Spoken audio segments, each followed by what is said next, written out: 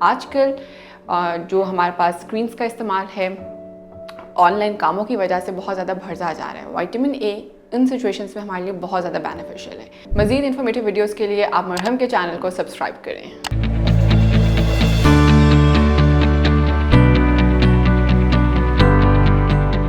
अस्सलाम वालेकुम, मैं Zuha Suhail am working as a senior lecturer राशिल्टी medical college and clinical nutritionist at मरहम।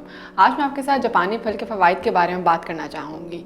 जापानी फल हमारे पास अल्लाह की एक बहुत बड़ी नेमत है। इसके अंदर हमारे पास विटामिन सी मौजूद है, जो कि एक बहुत अच्छे एंटीऑक्सीडेंट के तौर पर हमारी बॉडी में काम करता है। सीजनल फ्लू, सीजनल फीवर, कफ के मसाइल बहुत से लोगों को मौसम की तब्दीली के दौरान महसूस करने पड़ रहे होते हैं। विटामिन सी हमारे पास इन सब मसाइल को ख़त्म करने के लिए एक बहुत इंपॉर्टेंट न्यूट्रिएंट है। विटामिन सी के साथ साथ इसमें हमारे पास विटामिन ए भी मौजूद है, और विटामिन ए के फ़वाइद के बारे में हम सब फेमिलियर हैं कि हमारी आंखों की सेहत के लिए बहुत इंपॉर्टेंट है। आजकल जो हमारे पास स्क्रीन्स का इस्तेमाल है, ऑनलाइन कामों की वजह से बहुत ज़्यादा बढ़ता जा रहा है। विटामिन ए इन सिचुएशंस में हमारे लिए बहुत ज़्यादा बेनिफिशियल है। क्या आप मरहम की सर्विसेज अवेल करना चाहते हैं तो आज ही गूगल करें हेल्प मी मरहम और घर बैठे डॉक्टर की अपॉइंटमेंट बुक कराएं, या फिर ऑनलाइन वीडियो कंसल्टेशन के थ्रू अपने डॉक्टर से ऑनलाइन बात करें और मेडिसिन और लैब टेस्ट के ऊपर डिस्काउंट भी हासिल करें। इसके साथ साथ इसमें हमारे पास फाइबर की एक बहुत अच्छी क्वांटिटी मौजूद है।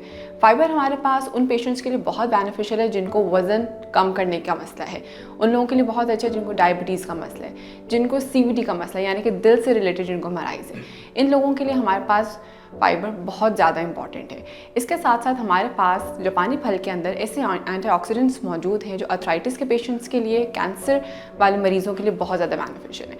तो ये सब लोग विटामिन सी के इस्तेमाल से, विटामिन ए के इस्तेमाल से जो हमारे पास जापानी फल में मौजूद है अफादत हासिल कर सकते हैं, लेकिन क्वान्टिटीज़ हर एक के लिए वेरी करेंगी। जिन लोगों को डायबिटीज़ है वो दिन में 2 से ज़्यादा जापानी फल का इस्तेमाल ना करें। जो लोग वज़न कम करना चाहते हैं वो कोशिश ये करें कि वो भी स्नैक टाइम में, जिसको हम 10 से 11 बजे का वक्त कहते हैं, या शाम 4 से 5 बजे के वक्त में इसका इस्तेमाल करें।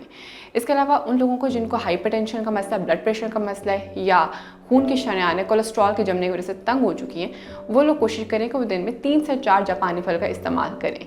और इसके इस तरह के इस्तेमाल से अपनी क्वांटिटी के अकॉर्डिंग, अपनी रिक्वायरमेंट के अकॉर्डिंग अगर आप इस्तेमाल करते हैं तो आप इससे बहुत अच्छे तरीके से अफादत हासिल कर सकते हैं।